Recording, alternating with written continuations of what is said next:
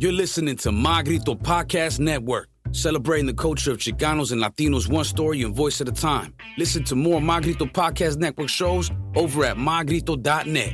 Connect on social, on Instagram and Facebook at My Grito, the My Grito Podcast Network. The Mindbuzz, now partnered with My Grito Industries. 3, 2, 1. Joseph Valadez, thank you for being on the podcast. I appreciate you. Thank you for having me, my brother. Yeah, thanks for coming out. And you have, like I said before, you coming on before the recording, you've gone viral. There's been several articles written about you. And so I want to hear your story. For the past years, you've been going to school, getting your master's. Before that, you've gotten your bachelor's degree. What were you studying? And before that, what type of life did you live, and how did you overcome all that great stuff? Well, I was born and raised in the county of Orange here in Southern California. And I'm a baby boomer. And I always tell people, well, during my lifetime, I've experienced JFK being killed. I was in kindergarten when that happened. Whoa. I remember when his brother Bobby got killed. Right. Martin Luther King got killed. The Civil Rights era. The walkout, the Chicano walkout, the Vietnam era, Malcolm getting killed, all that I witnessed as a kid growing up, and especially the civil rights, right? People fail to realize that we were just a part of that as my African American brothers, right, and affected by civil rights. I say that because, look, and I have to say this before. Every time I share, and I get asked to share all across Southern California because I'm in recovery, and I do that on the side too. I do this for no monetary gain, and I always tell people, look, man, I ain't got no animosities, I ain't got no hatred, or I ain't got no grudges towards anybody or anything. I don't glorify my drug use, or do I glorify my prison time? But this is my story. And in recovery, sometimes I say it raw and uncut, so I'll try to keep the cussing down. I tend to get a little excited, and I'll drop the F-bombs and everything else. I'll keep it That's okay. PG. Yeah. You're good on this show. Yeah, that's okay. Well, I wasn't too sure. I forgot to ask. Yeah. But those were the days, mind you. So how about this one? I'm in kindergarten, and I go home, and I ask my mom what a wetback was. Now, mind you, this is 1963, and she blew it. She threw me in the car, and back then, it was cool. The kids were able to walk to and from school for a distance and not get hassled or molested or whatever you want to call it. Unfortunately, this is not the case today in some particular areas. Yeah. But in my area, it was a predominant Mexican-American working class neighborhood, right? That neighborhood was specifically built for returning servicemen from World War II in Korea, and all the common denominator in that housing tract, 450 houses, was they were all veterans, and they were all Mexican American veterans. There was maybe 10 families that were white. The rest were all Mexican Americans. So mind you, here I am. I come home in kindergarten. It's an all-white school. And my mom takes me over there after I asked that, and of course they didn't do nothing. I only say that because that was the beginning of what I had to endure from kindergarten, first, second, third, fourth, fifth, sixth, seventh, eighth, junior high, and high school. All them years. Wow. And again, I ain't got no hatred. Yeah. And I got nothing, no animosities or grudges. But again, this is my story, and this is how it was. And in my latter years, I would say towards the 5th grade, 6th grade, I started congregating more and more with guys my age from my neighborhood. Now, I always hate how society puts the term gang, but this is me. We congregated more for protection because by ourselves we were always getting beat up. So there was the old adage that there's strength in numbers, and that's how we tended to stay together, and that's how it was from about the 5th, 6th grade, and of course. This is the 60s, the latter 60s, mid 60s. There was a lot of drugs. There was a lot of drugs in my neighborhood, particularly, this is a hippie era. Yeah. So you had a lot of marijuana, a lot of pills, a lot of even heroin. But heroin was looked at, as real taboo. And I remember my mom always telling, because at that time I remember as a kid, I remember I had uncles and cousins living in my neighborhood that were using, and my mom would always say it in a disgusting manner in Spanish, about being one of them, and of course, I started using drugs.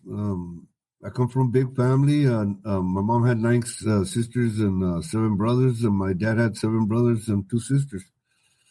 And every time we had family gatherings, and all my aunts and uncles had an average of 7 or 8 kids. And so when we had family gatherings, I don't know you know about Mexican gatherings, but they like to drink. Oh yeah, yeah. Or those. So I'll be right by back. 10 o'clock, there was a lot of empty cans, or half empty cans. And so, my cousins would double dare, get the can, and we'd go around the corner. And I started drinking about 9 years old.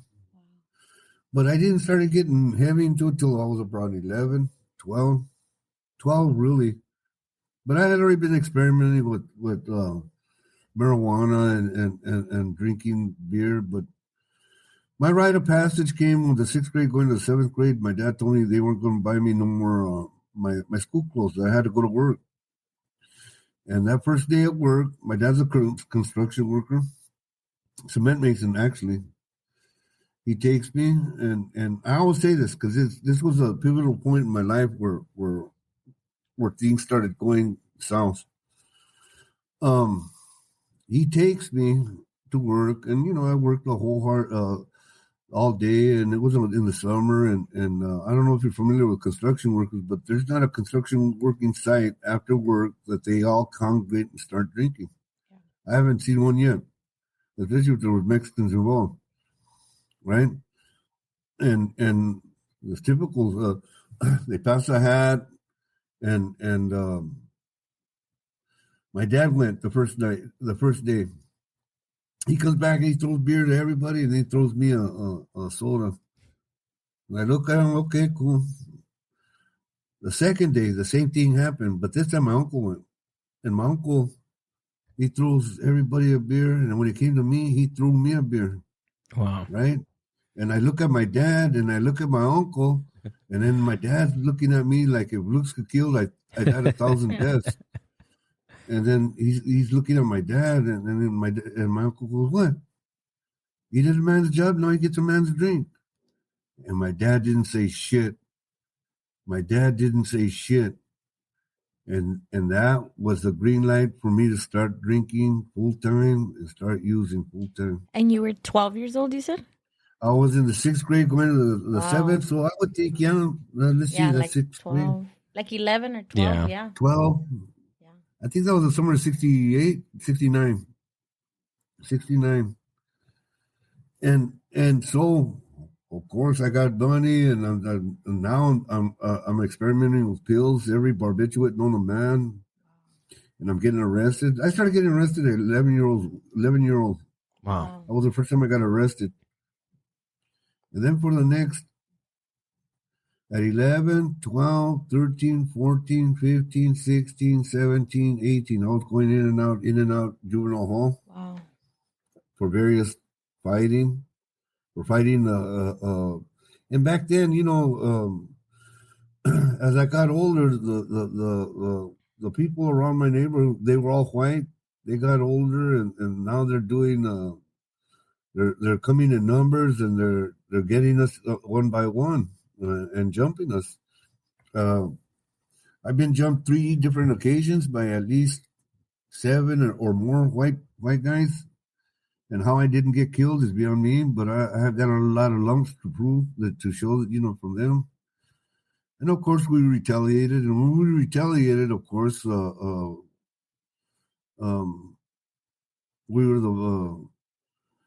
the instigators, right? So in all them years, we started, I'll tell people, look, early on, I didn't make my stripes fighting other Mexican neighborhoods like in some cases today. I earned my stripes running all them. They were using the Confederate flag and all that other stuff, Nazi flags, and we ran them all out. Wow. And this was back Even back then. Wow. Like at the end of the 60s, early 70s? Yeah, they were using it still then, Wow. and as the years went by, I'd like to think, and no, I know for a fact it was getting more racial harmony. But when Trump came in power, all the people that were hiding in the woodwork, that were hiding in the closet, they all came out of the woodwork. Yeah. That's how we got the term Karen. You never heard the term Karen in all that time, not till he came to power. Yeah, not till 2016. A regular word in our lexicon. Yeah. Right? So I'm putting in work, 11, 12, going in and out of juvenile hall. And sometimes it was ugly, sometimes, and that's the way it was. At 18, I got arrested for a serious charge.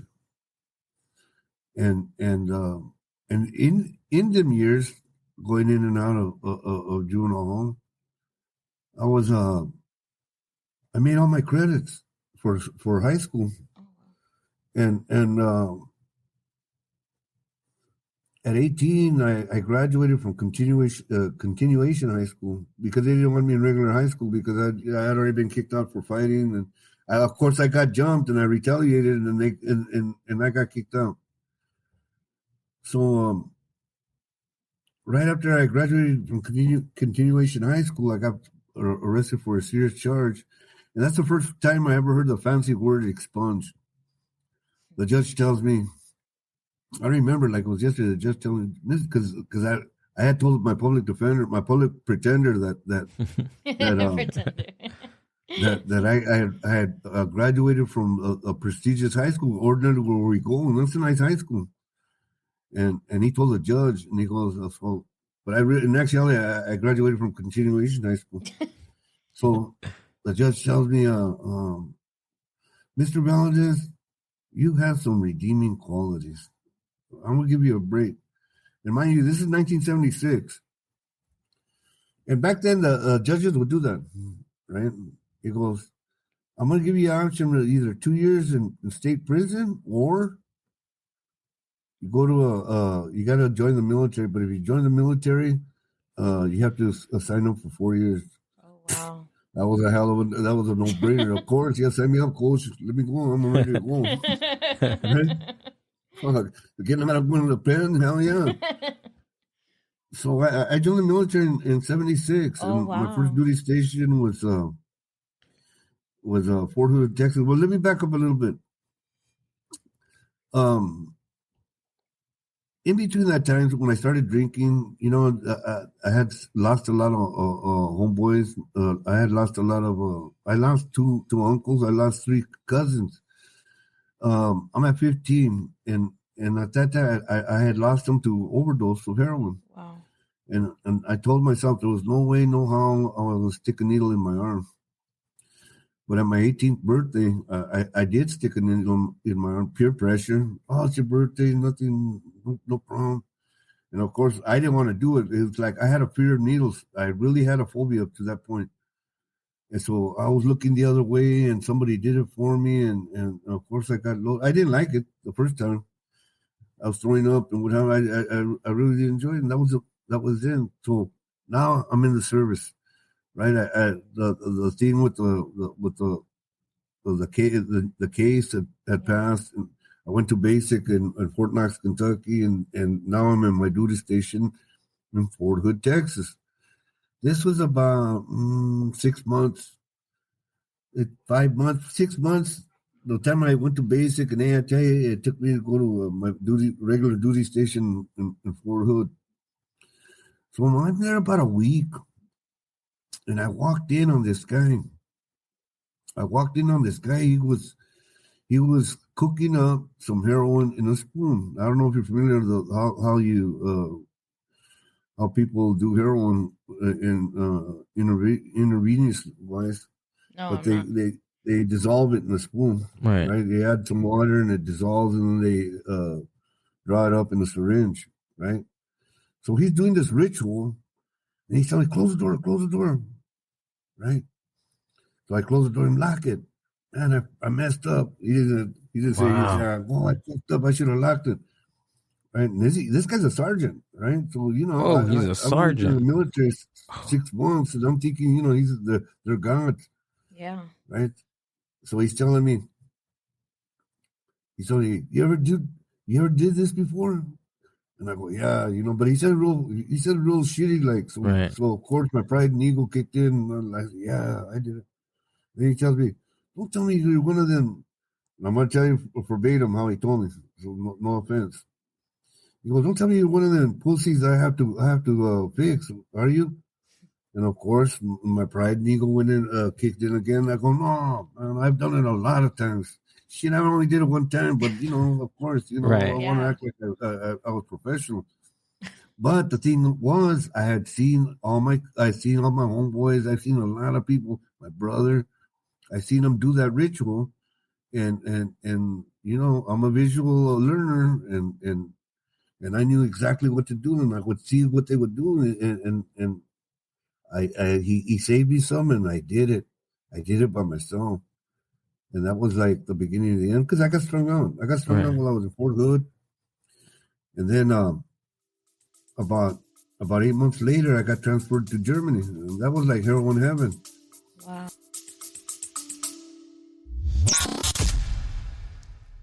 The Mindbuzz is powered by Mindbuzz Media.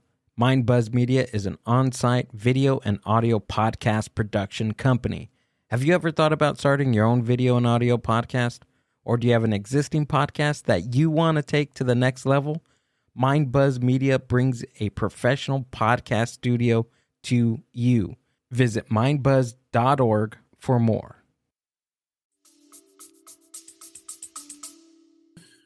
While I was in Germany, I have to tell you the story because this plays into what I did while I was later on. Yeah. I had just got out of the restroom. I was strung out in Germany. I'd finished doing some heroin, and over there we were drinking the German beer. We were smoking hash, and this guy that was in our unit, we never wanted to hang around with him because he was like a buzzkill. He was like goody two shoes. One of them drunks that all started shit, man. You know, okay. He was an ugly drunk. Yeah. One of those guys. I know you know the type. Yeah. So every time we would see him, we'd go the other way. So he's all drunk and he's talking shit, man. And this guy's from Texas, and the buddies I was with are all from California. I don't know if you're familiar that there's a little friction with guys from California and guys from Texas. It's always been like that. Oh yeah.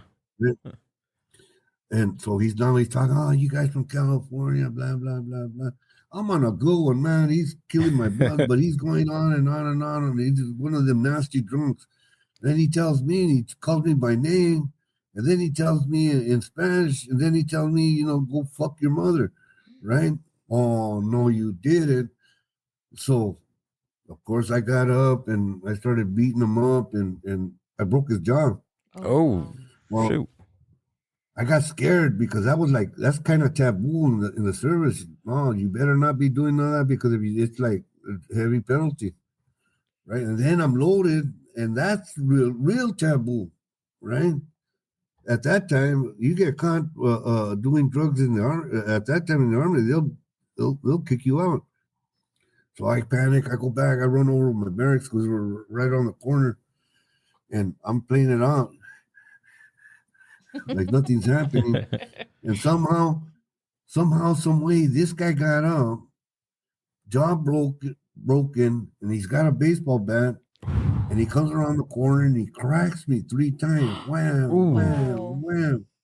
Right? And I got up on the first 2, the third one was a home run. So they ended up medevacing me to a hospital 100 miles away. Right? And the doctor tells me when I got up the following day, he told me, you know what? Had you not been so drunk, you would have bled out. Wow. Right? So I remember him telling me that. They gave me something. I fell asleep. I woke up. There was a detective, Army detective, and he's telling me,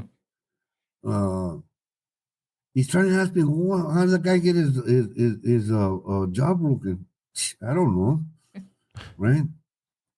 And he's asking me a bunch of questions. You better, if you don't want blah, blah, blah, you're in big trouble. There's a chance they're going to go to military prison because this guy's jaw's broken. And, I don't know. I had presidents of mine, Joseph from the neighborhood, kicked in, and I had president, don't say nothing, don't tell, don't give up the drawings. And so he leaves. Later on, I wake up, and I'm looking through the curtain. He's talking to the doctor. And he's telling doctor, I need to talk to him. This guy, a serious crime was committed. We think he had something to do with private so-and-so's job being broken, blah, blah, blah. And the doctor said, well, I don't know when he'll come through. He said he just took a sedative, and besides, he's suffered a major brain contusion, and there might be a chance that he might have amnesia. And bingo, the fucking light went on. Yeah, I got amnesia. That guy came for a week and a half and bugged me, and I just took to him. I goes, I don't know nothing. I don't know. No, I don't remember nothing. I don't know nothing. Right? That's a true story. So about another year goes by. When that happened, I had about a little less than 2 years. 7 months to the house, going home in the service in Germany, I OD'd on a train. Whoa. And I righteously OD'd on a train. And my buddy, when he found me, it's a long story, and I'm just going to give you the short version of it. When he found me, I was purple, and I had the syringe still in my arm. Wow. But for some reason, I don't know, I left the door unlocked. And usually I locked it. Had it not been for that, me, whatever. Yeah. I probably wouldn't be here today. Wow. But my buddy saved me. And what had happened was this: it awakened me, because I was thinking, man, that'd be a hell of a thing for the Army to send a notify my mom or my family that your son didn't die in combat or whatever. He died on a train. He OD'd, right? Yeah. So I kicked. And in Germany, they have a lot of things over the counter that you could that's forbidden here in the United States that they had over there. You get over the counter, they still do. That helped me wean myself off the heroin, and that's what I did. And I got out, with honorable discharge. Wow. And by this time, I was how old were only you? out at that time, 22. 22. So, well, of course, when I came home, my mom threw me a big party, and I go in my old room, And there's my cousins, and there's like about 3 of my homies. There's like 7 of them all in a circle doing that ritual. Wow. And they asked me, hey, you want some? And of course, I'm already a professional at it, so shit, yeah, listen, And this had been about 7 months to the time I had OD. I never told nobody. My family, nobody. I never told them about that OD. And so that was kind of the beginning of the end, because 5 months later, I did get arrested for a burglary, and I did get sent to Chino for the first of 40 times, because that's how many times I've been to Chino. 7 terms and 33 violations. 40. That all represent going to prison. Wow. And so the 80s, 90s, and 2000s, I tell people I did the revolving door. And unfortunately, there was nothing. Nobody ever asked me if I ever had a problem, all that. Not that I would have listened. Nobody asked me for any help. Not that I would listen. I'm in a 12-step program, and my sponsor always reminds me that I got here when I was supposed to get here, no sooner, no later. Yeah. So, in this time, I got married. I got married around 2008. And I'm just going to go over this one because you know what? She's a beautiful lady. We're separated. Probably end up getting divorced. But I'm going to say I got married for the wrong reasons. My mom died in 2006, and I carried a lot of guilt behind her death because I was strung out and when I should have been taking care of her. And my last words her last words to me was the house got raided. I had been running, and my parole officer came for little old me, and he brought 20 damn detectives and made it look like I was some killer. And all I didn't do was not report. My mom had walking pneumonia, and when my parole officer told, he's only going to get 90 days, and she tells me, "Oh, mijo, don't worry, your mama's going to be here. I'm not going to die in 90 days." And unfortunately, a month later, she passed away. She a brain aneurysm, wow. And I carried a lot of guilt because of that. Wow, I'm sorry. I worked through that, but the words sometimes haunt me when I think about it. Yeah, of course. I'm sure that it never gets easier. Yeah. And Trina came 2 years later, and she filled that void because I still felt. She filled that void. I got married for the wrong reasons. She was using, I was using. We're friends today, but that's all I'm going to say on that part. Yeah, absolutely. Thank you for sharing. In and out. Fast forward, I'm 4 months shy of 55. A series of events started happening. I like to say my world started colliding. This all in a week. It was too coincidental. Katrina had left me because I wasn't functioning. I was functioning, but my whole thing was trying to get loaded. I had been bouncing around from my cousins. I got a lot of cousins, but they only put up with so much of my bullshit, and they would tell me I had to leave. Those are my truths. I started burning a lot of bridges. Actually, I didn't burn them. I didn't burn bridges. I started blowing them up to the point that they were beyond repair. Wow.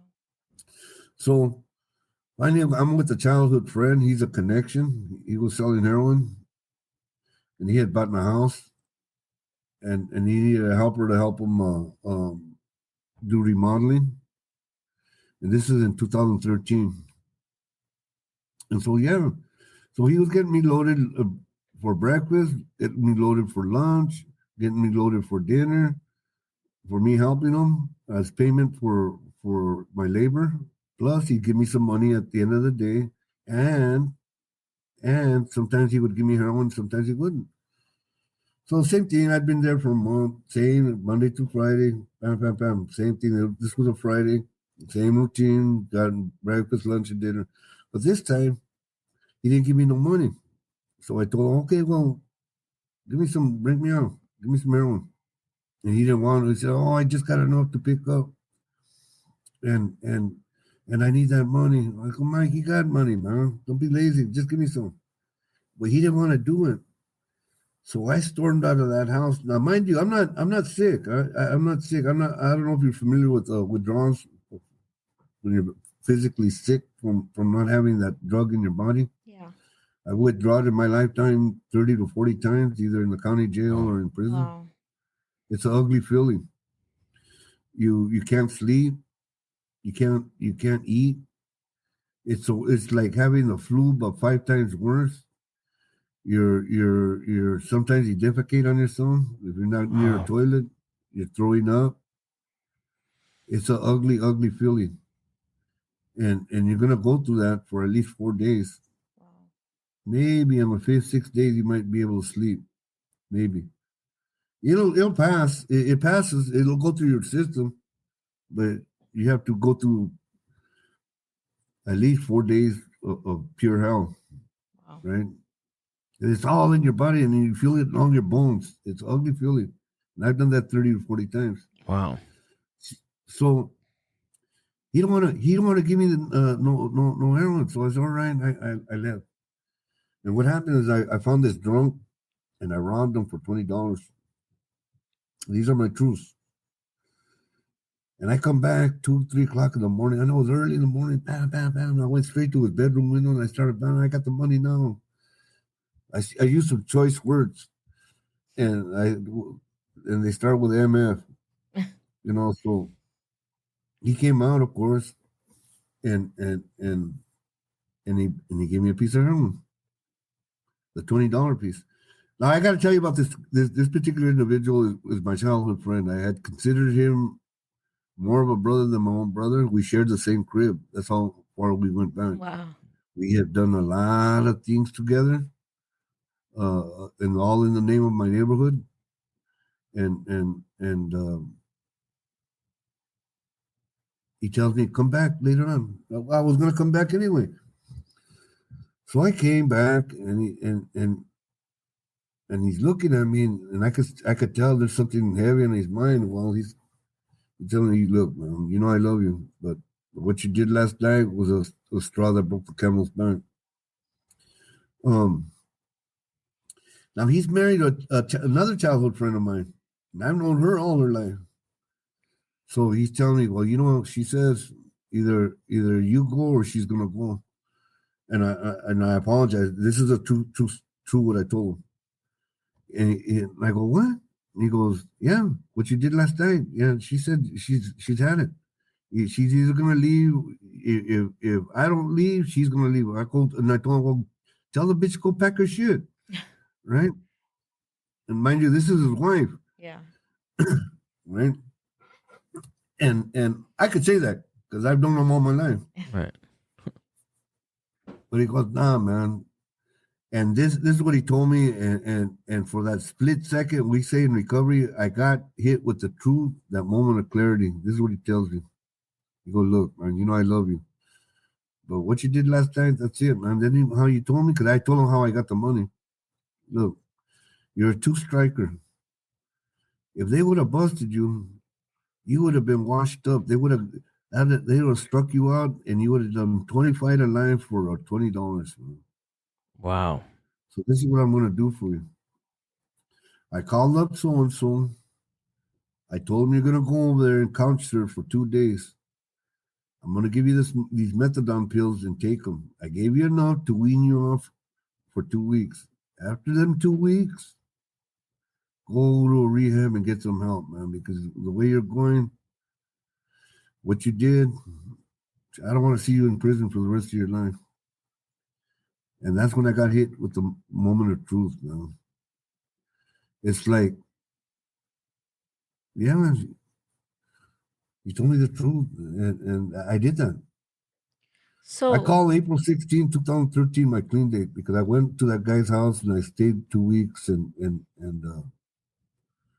I got clean. do you think that if someone, like, because I know you were saying earlier, like, even if someone would have asked you how you were or don't do that, you said, you wouldn't have listened. Do you think that at this point, I don't know. It's hard to tell. Sometimes Yeah. we say, like I said, in recovery, we got here when we're supposed to get here. Yeah, but it would have been nice to have been asked. yeah. But you think Would have been nice when to your been friend asked. told you it was your time, like you had come to the realization that this is it, like I either changed my life or something happened. Yes, and then all the other things that had happened Yeah. up to that time. So I followed up. As soon as I got clean that day, I started calling rehabs. Now, mind you, I didn't have medical, so they wanted insurance. They wanted money. I didn't have that. And the scholarship beds that had medical, they all had a 1 month or 2 month waiting list. Wow. And I called up the Salvation Army. Joseph, what year And was this? This was April 2013. 2013. So I called up the Salvation Army and they said, yes, come on in, but you have to wait five days. And that was the worst 5 days of my life. I knew I wanted to change. I knew I was clean. I knew I was able to sleep. And I had told myself I want to give it a shot no matter what. I was going to give it a shot. So 5 days later, on April 21st, 2013, I entered the Salvation Army of Anaheim, man. And for that, I shout out to the ARC. Then people saved my life, and it's an adult rehabilitation center for drug and alcohol, but it's faith-based. I could go on and on about that one, and I know we got very limited time, so I'm gonna go real quick on this. Oh, you're good. You're good. Basically, I entered there. I had been to church in 40 years, knowing it was a faith-based program, and I found God there. I firmly believe that people need to have some type of spirituality in their life, whether it's Allah, Buddha, Confucianism, Taoism, Christianity, whatever works for you, man. I tell people what works for you might not work for me, or vice versa, what works for me might not work for you. While I was there at the Salvation Army, Joseph found Joseph working on himself. Did the 12 steps of recovery.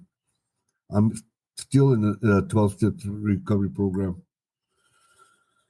I was there 7 months when the counselor confronts me and tells me, hey, I thought you told me you were a veteran. Are you a veteran? I go, yeah. She goes, you got an honorable discharge? I so happen that I do. All I did that, you know what I mean? But I got one.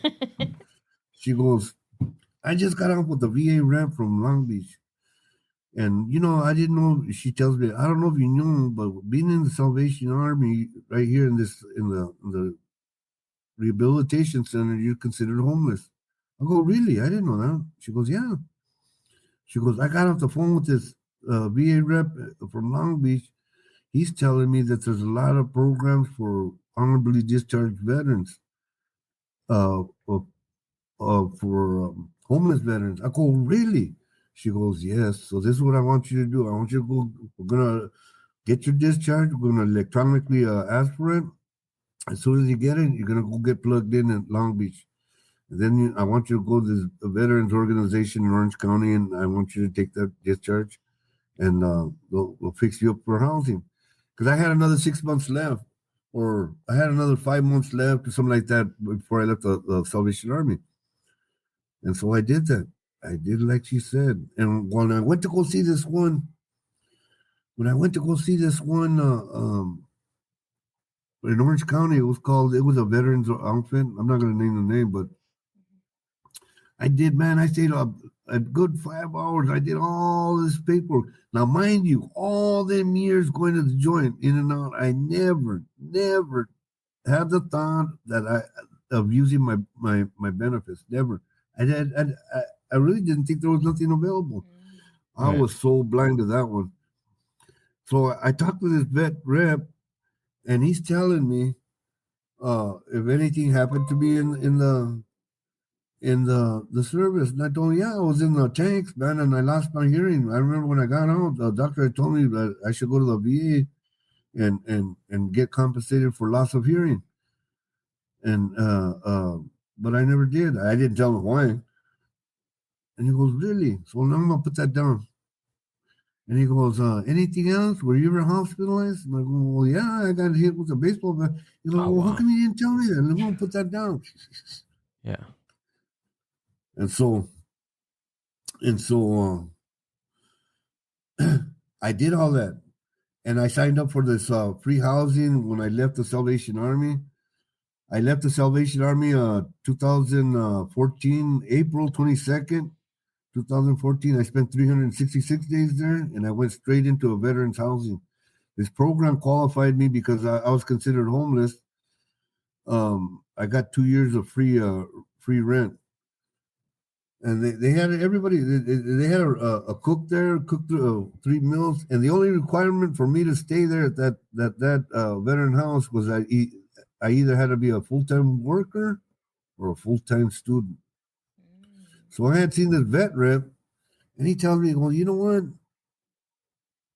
He was like the job employment specialist, whatever. And he asked me, what kind of skills you got? And I told him, I work construction all my life, blah, blah, blah. And he goes, no, get that out of your mind. You're too old for that. And I go, this motherfucker. And how old were you by this time? Like that? Huh? How old were you by this time? I was already 55. 55, okay. Right? I was going on 56. I had my 55th birthday in August. Right? And so he goes, have you thought about going to school? And I go, yeah. Every time I hit them 6x9s and them concrete cells, man, I'd always think the would have, could have. Everybody that's ever been busted plays a tape. It's called the would have, could have, should have. Yeah. I wonder what would have happened if I stayed in the military 20 years. I wonder what would have happened if I'd have made that left instead of the right. Yeah. I wonder what would have happened if I'd have gone to school. Yeah. I always played that tape. You know, let me tell you, I forgot to tell, let me backtrack a little bit. Going in and out of the joint 40 times, I have to say, I always share this. I was one of them, and I'm just going to be real nice about it because of what I thought I was representing and what I'm not. I was one of them guys that didn't play nice with other people. And California has special timeout places for guys like me. And how I kept my sanity is I read, and I read some more. I've read thousands of books. Wow. I've read so much stuff that I tell people I play a mean game of Jeopardy. I've read all the mythologies. I've read all the English classics. I've read all American classics. I've read all of Shakespeare, except three of his plays. I've read all Nietzsche, Sansu, Machiavelli. I've read all them books. That's what I kept my sanity. And then I'm in the service, so I read all the history of war, Chinese, Greek, Romans, Persians, French, English, all that. American wars. I read all that. And it played a big part when I started this other journey.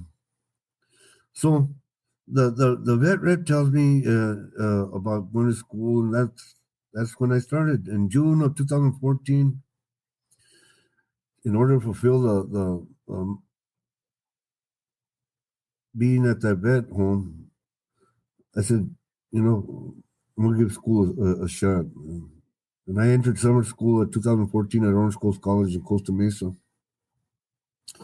And something magical, I always tell people something magical happened that summer. I thought, okay, this is supposed to be a condensed class, and I made A's on it.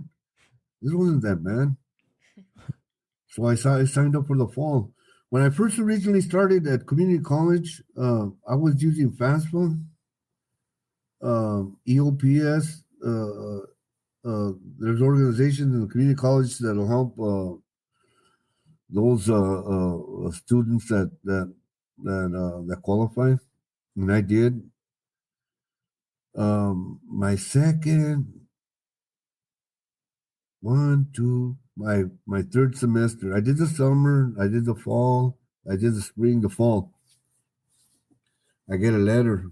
I get a letter from the VA saying that that when I signed up for the for the for my hearing and getting hit over the baseball bat, they approved me for 50% service connected disability, and they sent me a $15,000 check, and then they sent me a check for the rest of my life for getting hit over the head with a baseball bat. Because I still get ringing ears. Oh, the tinnitus. And that opened up another program where I went to school for free. Wow. Through the VA. The VA paid for my first 4 years, and when I made my I'll talk about that one. So while at Orange Coast College, I studied. I couldn't get algebra. It took me a long time. I stayed there 3.5 years. I flunked four different levels of algebra. But I ended up doubling and tripling my efforts, and I ended up passing. I passed stats. And while I was there at Orange Coast College, I made the National Veterans Honor Society 5 semesters in a row because I carried a 3.0 or better GPA. I double majored. I have a associate's degree in sociology for transfer and another one in American history for transfer. Wow. I transferred to Cal State University of Long Beach for my undergrad, and in 2020 I graduated with a degree in sociology. My last 2 semesters in my undergrad, I made the President's Honors List because I made straight A's. And I made the Dean's List because I finished with a 3.67 GPA. Wow. And when I posted a picture after my undergrad, it went viral. This past May, I just finished, I finished graduating my master's degree in social work. My last 2 semesters, I made the President's Honor List again because I made straight A's. Wow. My last 2 semesters. Damn. And I finished with a 3.75 GPA. Wow, congratulations. And this past April, I celebrated 10 years of total abstinence from all mind-altering substances, 10 years clean. Wow. Congratulations on that.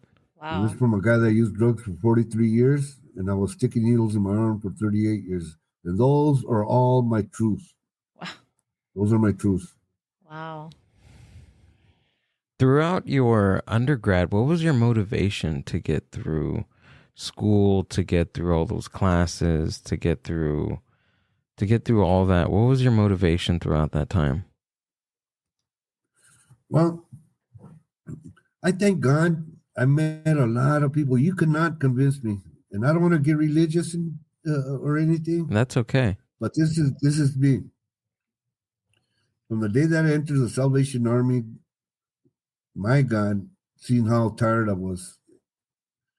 So he sent people down, whether for a minute, whether for a day, whether for a week, for a month, for a year, continuously to help me along my journey. You cannot convince me otherwise.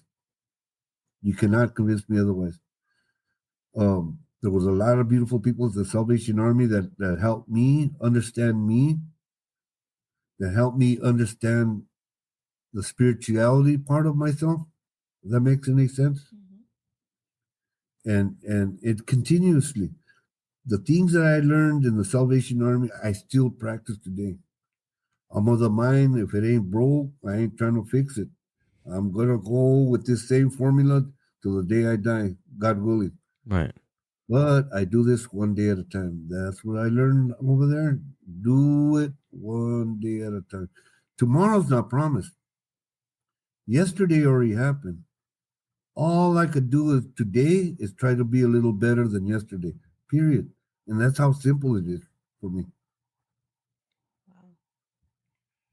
I like that. While I was at doing my undergrad, I met a lot of professors.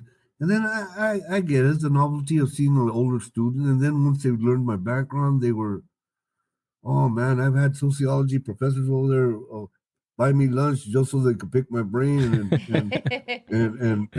from the historical part, because they all do research there. right? So they want a first-hand account of how certain things were during the, like say the Chicano movement or during the civil rights movement or during Vietnam.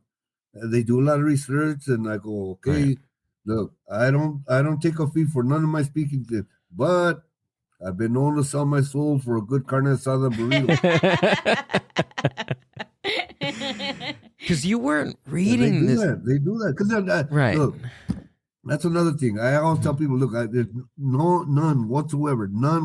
I cannot emphasize it enough, because I've had a lot of people that come out of the woodwork and want to promote me doing this. No. I'm not doing it for no type of money. Awareness, yes, but how can I sell something that was given to me for free? Right. Again, I'm in a 12-step program, and I listen to each and every time I go to a meeting. Each and every time I go to a meeting, I hear hope. Yeah. So how am I going to sell what I heard to an audience? I can't do that. Not in good conscience. I can't. I won't. That's just me. I cannot sell something that was given away to me for free. Right. Yeah. That's like selling, to me, that's just like selling the hope that was given for me. I can't do that. I cannot do that. I go, okay, if you feel that need, again, like I said, if you feel the need of, do you want to pay me? Okay, look, I've been known to sell my soul for a good carne asada burrito. Right. The rest, donate it to the Salvation Army or donate it to Project Kinship. That's good. I'm self-sufficient. I could go with my own gas. I could go for anywhere from point A, point B on my own gas. I do this for nothing. And back to your sociology teachers, I can only imagine how fascinated they would be, because you didn't just read about the Chicano movement and the civil rights movement. You actually lived it. Every day, like it was a score. It is sad. You know, I'm a big proponent of having critical race theory taught. Yep. Look, I don't want to rub shit in nobody's face. I don't. Right. But just not forget how it happened. Don't sit there and try to act ignorant or act stupid. Yeah, we can't erase what happened. 26 states right now that currently trying to ban critical race in the curriculum. And that's bullshit. Yeah. Right? Absolutely. I'm not into paybacks. I'm not into getting in. What I am into is let's have everything in a level playing field. What's wrong with that? Right. The same education you get in Beverly Hills, you should be able to get in Santana or San Diego. Yep. Yes, 100%. Absolutely. What's wrong with that? I'm not asking for that much. Yeah. Let everybody start at a level playing field. Everybody. I don't care my black brothers and sisters in South Central. Let them start at the same level field as everybody else in this damn state. Yep. That's all I'm asking. Yeah, absolutely. Don't sit there. I tell people, don't sit there before you start. I tell, I've had a lot, especially when Trump came out of the closet, when Trump was in power. I go, before you start, I'm currently a student at blah, blah, blah. And when I tell them my credentials, they shut up and they walk away. Do you think that's my fancy way of saying trying to get Karen on them? Like, I get crazy. Yeah. No, do you think, I mean, obviously, like you were saying, like, you know, that whole, like, what if I would have done this, it would have done this and that. And, you know, we can't live our entire life thinking what if, right? But do you believe that, like, if you would have had the right resources or the right, you know, I believe that with my heart. Yeah. Your life would have been different? Not necessarily. Look, again, like I said, my sponsor always tells me, look, Joseph, I don't know why you do all of that shit, man, because you got here when you were supposed to get here. No sooner, no later. That was God's plan. I believe that. I believe in my heart. I was supposed to live that life up to the time I checked into the Salvation Army. I'll give you a good example. I'm going to tell you. This past Friday, I was up in San Francisco. I'm part of Project Rebound at Cal State Long Beach. Right? There's 13 Project Rebound chapters, and out of the 23 CSU universities in California. California has 23 CSU universities. And there's 13 chapters of Project Rebound. Project Rebound is for formerly incarcerated students or system-impacted students. When we say system impacted, is because you were affected by your mom or dad going to prison or doing drugs or things like that, domestic violence. Those that could impact an individual, right? Right. So 13 of the chapters took all 6, 7 graduates each up to a banquet that they had in San Francisco State University Friday night. And it warmed my heart because this year, then 13 chapters graduated 214 formerly incarcerated students, myself included. Wow. Right? 30 of them had been lifers that had done over 25 plus years. And out of them 240, I would say a third of them were masters in the various fields. The rest were bachelors in the various fields. There was about 5 STEM degrees awarded at whatever colleges. And then out of the 240, out of the third, I'm going to say there was like about 30, about 30, maybe more, 40 masters. 10 of them were accepted in doctorate or law school programs. Wow. Throughout the state. One of them's going to Harvard. Damn, that's amazing. And I say that because they didn't have that 30, 40 years ago, Project Rebound. And I got sad because of think about this. We know in California, even today, I think the last I seen, 67% of the population in the state of California prison system are made up of people of color, unfortunately, and that's sad. So I'm thinking, while I was at that banquet, if there was been something like this, even 40 years ago, there'd have been hundreds of thousands of my black brothers and sisters and my brown brothers and sisters that got lost, that could have been, if they would have had that seed to plant, who knows how much talent we could have made out of that. Absolutely. Back in the days, instead of, unfortunately, back then, California had to lock them up and throw away the key mentality with no rehabilitation whatsoever. It's sad, though, that I started thinking all the lost talent, because I'm just one of hundreds of thousands. I'm just one of many, man. I was given the good fortune of applying myself and getting that from the VA, and then I've been running with it. Yeah. Project Rebound helps a lot of people. It was just sad. I was happy, but it's sad at the same time because I was looking at the historical aspect of what could have been. Yeah, and I even we have these conversations where we both grew up. Well, I grew up in a neighborhood that there's more poverty and there was a lot of kids that were first generation here, so their parents were immigrants and trying to navigate coming to this new country and everything, and now we're fortunate enough that my sister's kids are able to go to a better school than we did, have these resources. And I tell her, the first day that we went to my niece's school, it's a private school there in Long Beach, and the first day that I went, I was like, this is amazing. This is great. I'm so excited that they get to do this and they get to learn about instruments and science and all these things in different ways that we ever did.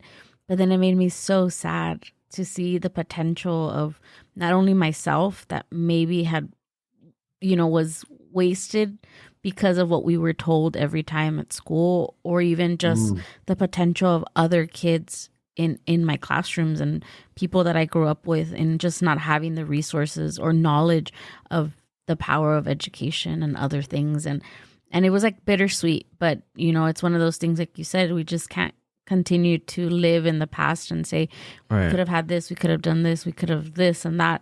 It's just about what are we gonna do now? You know, and I get that feeling Exactly. of what you Yeah, were how to saying. move on see from that. now. Make everything even. I'm going to give you a good example. I'm going to write a piggyback on what you just said. And think about this. I tell you about the grades because this goes back to when I was in junior high. I mean, in high school. When the times I was still attending high school and they let me. I took 3 aptitude tests at various times while I was in high school. The first, I share this all the time. The first counselor told me, Joseph, you scored excellent on the aptitude test. You could be a good mechanic. The second guy, mind you, these were counselors. They were all white. He tells me, Joseph, you scored excellent on your aptitude test. You could be a good construction worker. And then the last one tells me, I remember, all 3 of them. Joseph, you scored good on the aptitude test. You could be a good landscaper, right? Wow. You see where I'm getting at? Yeah. Yeah. Of course. These were people that were supposed to guide you into bettering your life, and they were just making you settle on these stereotypical jobs. Nobody ever told me that I could have the capacity to go to Harvard or Yale, or I could be a doctor or a lawyer. And this is the 60s, so mind you, when people come out with me, oh, systematic racism, fuck you. I'm a perfect example. Yeah. Miss me with that bullshit. And the other point I was going to make, between 1964 and 1978, my neighborhood had 450 houses, right? They all had an average of 7, I would say 7 kids out of the 450 houses. And we all attended the same high school. We lowballed it to, conservatively, we thought, okay, between that era, 500 kids from that neighborhood. How many do you think out of that era went to college? Not very many. Maybe And 20. you say not very many. How many do you think? Maybe like 30, 40 out of 500. Lower. Out of 500? Lower than that? Lower than that? 10. Lower. What? 5. 2 people. Wow. And that was community college. I'm the Out only of one that went 500? from that neighborhood, my era, that's got a master's. Wow. So hold on. Keep that thought in mind. Right. That's just in my little neck of the woods in Orange County. Now let's expand it to the county itself. No, hold on. Let's expand it to Southern California. Hold on. No, let's expand it to the Southwest. So when I hear people talk about systematic racism, I say, fuck you. It happened. Yep. And it continues to happen. Yep. Now, mind you, Yeah. we have the numbers to make a difference. And it gets me mad when I see TV these days because I follow all the news and I follow things politically, religiously, although I don't give my opinion to many people except in a small circle, and I'm not going to give it here. Mm-hmm. But it's sad. It's sad. And it's sad. Yeah.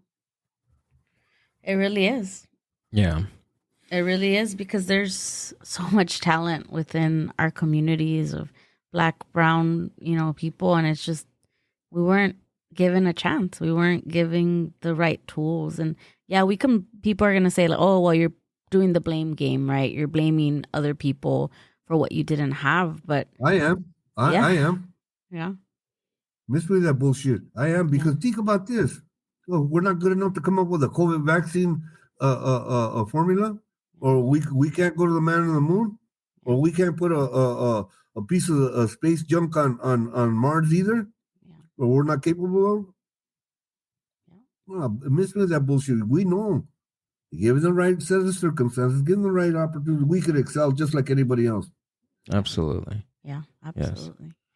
Yes. Joseph, have you ever heard? Again, sorry, go ahead. Again, I always have to say, look, man, I ain't got no animosity, I ain't got no grudge, and I ain't got no hatred in my heart. I don't. It's counterproductive for me to be that way. I did that in going to prison all the years. I was a stone cold racist. I was a stone cold racist. I was a stone cold racist for a lot of years. If you weren't of my color, then I didn't like nothing about you. Period. And those are my truths. And that's not the truth today. Today I love everybody. I'm all inclusive. I don't care what color you are or what you do or who you do it with. That's none of my damn business anyway. Right. Absolutely. You know, being in recovery, man, I love everybody, man. You know, and I'm a big hugger. Today, everybody that knows me knows that I give good hugs. We know the therapeutic value of giving a good hug, Yeah. right? Yeah. I forgot the name of the drug. It kicks in, and you get that good feeling. Serotonin? One cell. Dopamine? Serotonin? Dopamine. Dopamine. One of those. I was My gonna. thing today is just carry a message of hope, and tell people, man, don't wait till you're married. If I have to, I tell people, look, man, if I have to be the poster kid of what not to do, cool. But at the same time, a redemption and perseverance and overcoming obstacles. If I could be the poster kid for that, I'm fine with that too. If my story helps inspire, if my story helps motivate, if my story helps give somebody hope, so be it, man. You know, I believe with all my heart that's what God wants me to do. You couldn't convince me otherwise. Yeah, absolutely. So, what's in your future? What else do you want to accomplish? What else do you want to do? My last and final goal, because somebody asked me why I didn't pursue my doctorate. The practicality is this: I've never worked for a paycheck in all my life. I currently work for Project Kinship, and that's the first paycheck that I've ever had, other than being in the Army. All the years I worked construction were all under the table. I was always getting cash, or the checks that they were personal checks from the owner, not a payroll check where they were taking taxes out of my out of the paycheck. So I have to go to work and I have to start building whatever in the Social Security. I'm 64 years old. I'll be 65 in August. So my last goal, because I can pursue my doctorate, is to become a licensed therapist. Because with the Master of Social Work, I'm going to be a therapist. I'm in the process of putting in for my number from a behavioral state, one that oversees therapists in California, the state agency. And once they assign that, I'll become what's known, they'll give me a number, I'll become what's known as associate social worker. And I have to accumulate 3,000 hours working in, work right now, or working under a licensed therapist.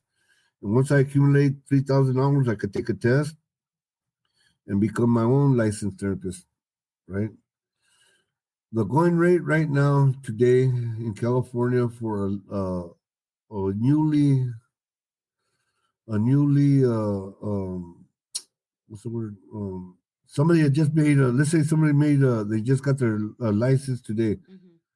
You just got your license, a newly licensed therapist in California.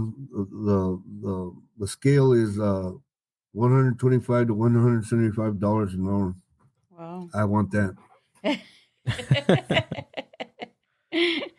Well, no, because you should. I could still, the professors already put me up on it. You know, I could still have my cake and working for the nonprofit where I want to work, where I love to work, and then still do on the side, be a licensed therapist on the side. Absolutely. Absolutely. And they told me, I already know the ends, and I don't think I got enough time to explain that one. But it's lucrative to the point that I could retire on that. Wow.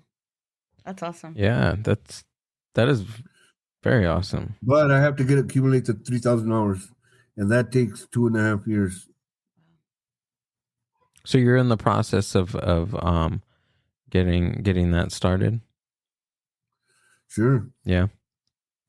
Well, I'd be a sucker if I didn't. Right? How important do you think education is? You know what? Working with kids, because I work with a nonprofit that I see that, and these are little youngsters of 13, 14, 15 that are considered hardcore, right? But I don't know. I don't want to get in that one because maybe one of my coworkers might hear that. But I think because of my background, I've been able to crack some of them hard nuts, Yeah. and we've been able to work with them, right? And I'm not even licensed yet, but they see me and they ask me good, and I can see it in their eyes, and I can see them working with the clinician. They do work, and that gives me hope. Yeah. There's some people that for whatever reason, I don't know, maybe because of the way their parents told them, oh, you got to go to college, you got to go. And, we know kids get resentments behind that. I think there's certain approaches, for instance, I know my cousin, they never really, they would say there's importance in education, but they didn't stress their kids to go, and they went on their own. They never had. I don't know. Maybe but some kids don't want to go and okay. Well, what do you want to do? And, well, I want to be this, that. Okay, well, don't settle. Whatever you do, be the best. Right. Be the best. If you're gonna be a janitor, don't just settle being a janitor. Be the owner of the damn company. If you're gonna be a carpenter, don't settle for being just a carpenter. Be the supervisor. Be the contractor. Don't settle Right. for being less. I stress that. Although I do tell them, go to school, go to school.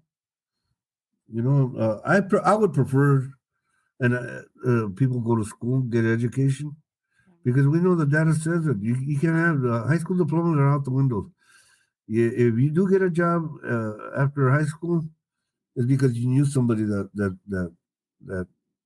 that did you a favor. Period.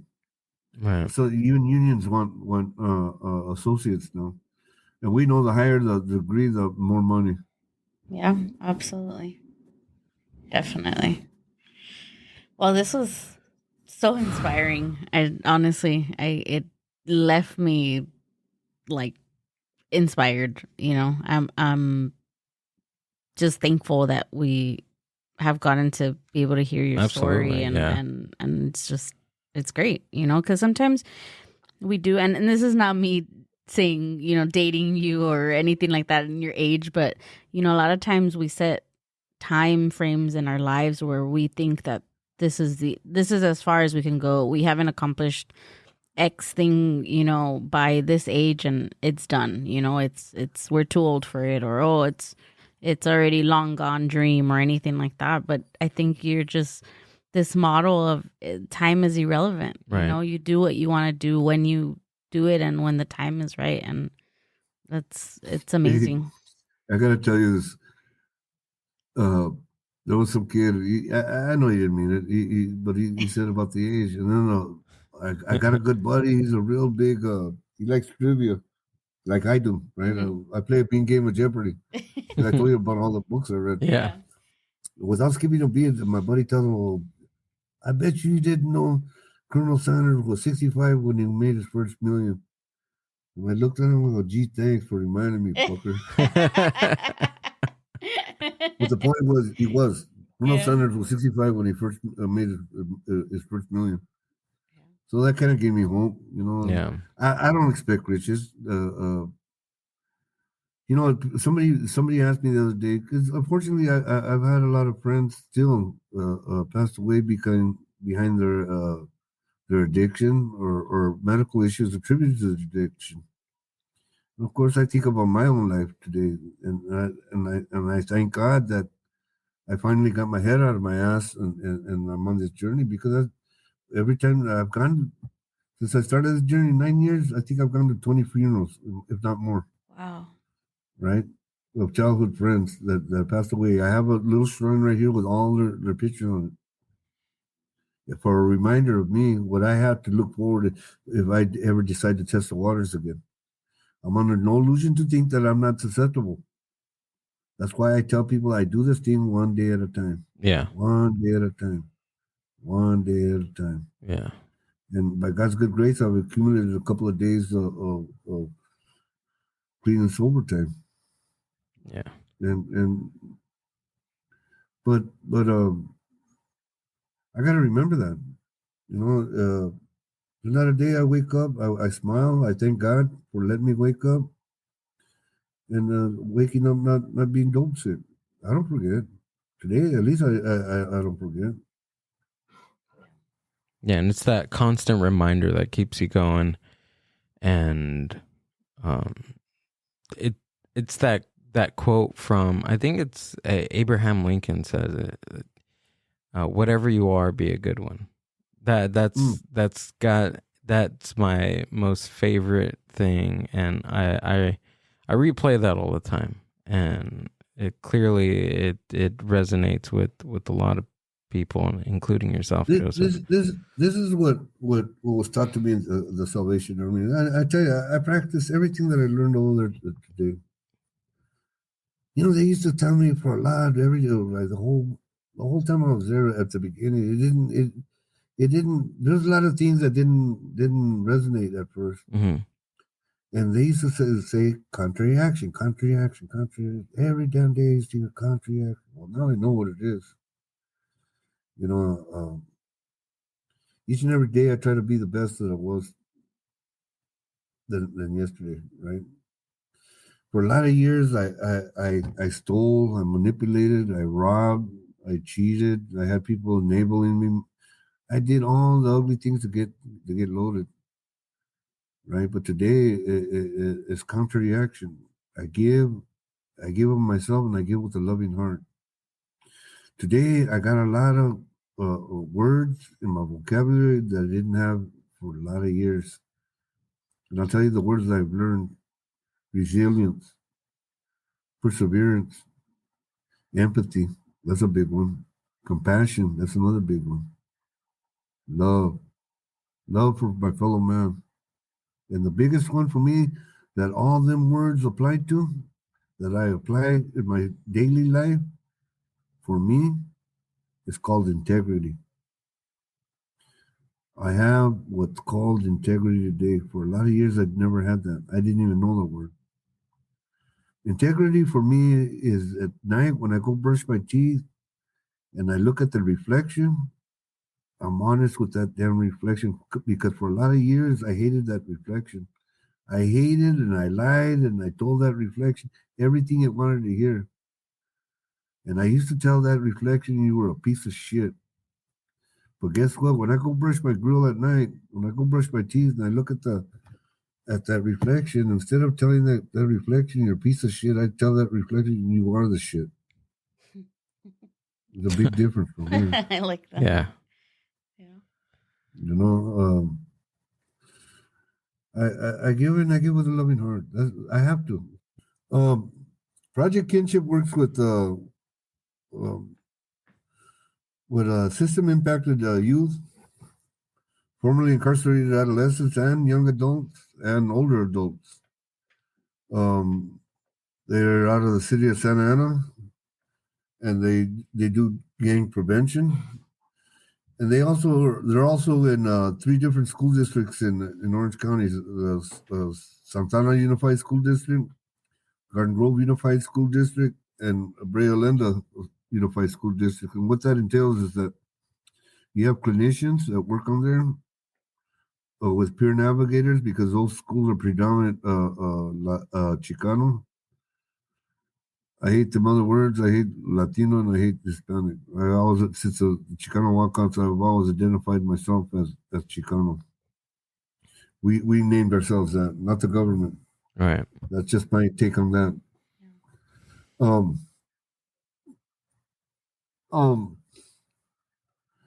We work with all that population, formerly incarcerated adults. Plus, I don't know if you're aware, but California did away with the youth authority, and so what's happening is that because they're doing away with the youth authority, they're leaving it up to the county to decide what type of sentencing is going to happen for a young man or woman that gets in trouble within the county. And what we're doing the county of Orange County, anyways, letting Project Kinship do is they're letting the clinicians. They let the clinicians talk to the judge. In other words, we get to go up there and advocate for alternative sentence for any young man or woman that we feel that meets the criteria that's going to work with us, right? If you're a good candidate, we're going to go to bat for you, basically, to the judge and tell, look, man, we're going to tell the judge, look, this kid, he's been doing A, B, and C with us, and we think he's a good candidate to go home.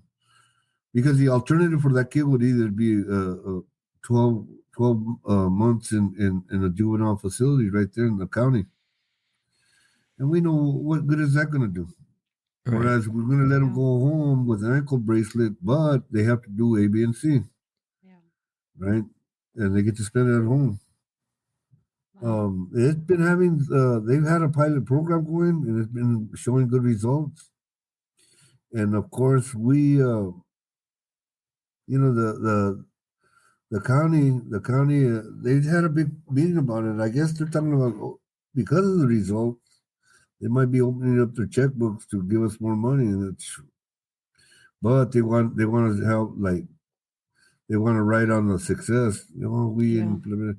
And my director said, "Man, I don't care what the hell they want to say, as long as they open the paychecks and they could say they could take all the credit. Yeah. We're in the light of helping the kids. That's all that matters. That'll give us access to more kids. That's what he's all about." Wow, that's amazing. I love that place. It's like the perfect job for me. There's 5 employees that have done 25 plus years. We have an employee that was incarcerated for 46 years. Wow. Most of the employees are formerly incarcerated or system impacted, even the ladies. And it's a big family. Wow. I love that place. I entered there all last year, and I thought that it was too good to be true. You ever hear that adage? If it's too good to be true, it probably is. Mm-hmm. No, man. No office politics, no chimosos, chismosas, nothing. No backbiting, backstabbing, none of that. None of that. And I want a part of that. At this age, I don't want to be putting up with nobody's bullshit when it comes to office politics and all that.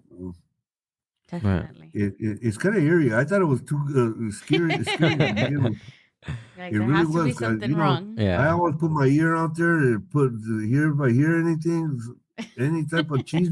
What's the catch I didn't hear shit. I didn't hear shit. And I'm thinking, what? Come on, these people, man. They're genuine. They're genuine, and for me, that's a reflection of from the top, man. Yeah. The director and the co-director are beautiful people, and they love the population they're working with. They love their jobs. I love my job. I would have done it for free, to tell you the truth. Wow. I had to get reminded yesterday, as a matter of fact. Hey, you got paid. Oh, really? Fuck, I'm not. No, man, because I love what I'm doing. I love what I'm doing. Yeah, they're all about the employees too, because sometimes it gets especially with the gang intervention part, right? They're so big on the mental health within their employees, man. They tell you, if you're feeling some type of way, let's talk a little bit and take the day off, right? Come back and regroup. Sometimes you have to step away and gather your thoughts and then come back. Man, they're fine with it. They're more than fine with it. Wow, that's awesome. And I get to be a part of it. I love it. I love it. It's like the perfect job that was meant for me. Eventually, I'm going to be a clinician right there, working one-on-one with some of them young men and women and advocating for them. That's great. Well, Joseph, thank you for your time, and thank you for sharing. And do you have any last thoughts, or where can we find you? What anything that you have? I'll be there. Yeah. So they have me doing a lot of things, and when money people come through, of course they pull me out and they want me to talk, and that's cool. Bring That's cool. No, bring Joseph out. He makes them take their checkbooks out. Look, I'm more than willing to tell my story to anybody. Yeah. Really. If it helps get inspire, if it helps motivate, and above everything else, if it gives somebody hope, so be it. Yeah. You know. Yeah. Absolutely. And I do it with a loving heart, man, because again, not to say that I would have listened, but it would have been nice to hear a good message, to hear of hope, or having the resources and the circumstances to do this or that. Yeah. I'm fine with it. I got no regrets. I really don't. Like I said, I totally believe I was supposed to live that life the way it was played out up to the time I checked in the Salvation Army, because since then my life has been beyond my comprehension. Yeah, and I think that's a really good way to look at it too, because if you're not looking at it in a sense of like I'm supposed to be here, then you'll be playing that game of shoulda, woulda, coulda, right? No, but let me tell you this one thing. Yeah. One thing before we leave. Yeah. My first year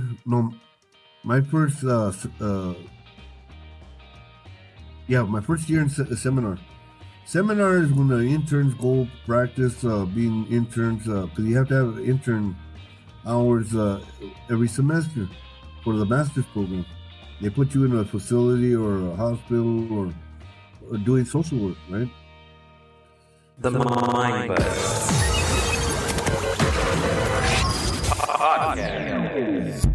You could go ahead and keep going. Sorry about that. Hey, so that first class that we had, after I think about a month, it was about a month and a half, the professor comes in, he goes, who here has felt that they were feeling imposter syndrome?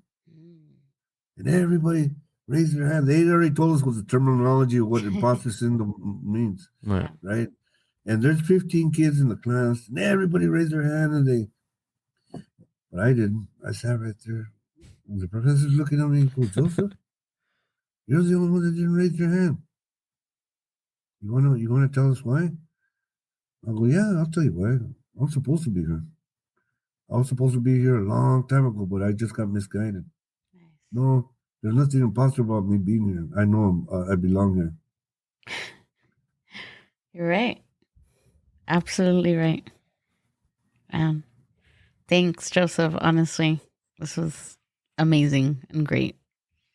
Thank you. I wish we could hear you 2 more hours. I thank you guys for having me, and God bless you guys, man. Please continue on the good work, and let me know when this comes out. Yeah, we will, definitely. Absolutely. Thank you, Joseph. Put it on blast or on social media. Thank you. Yeah, absolutely. Thanks, everyone. Appreciate it. Thank you guys, and God bless each and every one of you, man. And keep fighting the good fight, and stay blessed. Thanks. Thank you. Thanks for listening to the Mindbuzz podcast. Subscribe to the Mindbuzz YouTube channel and watch full podcast episodes. Keep up with the hosts, guests, and upcoming events by following the Mindbuzz on Instagram @the Mindbuzz. See you on the next one.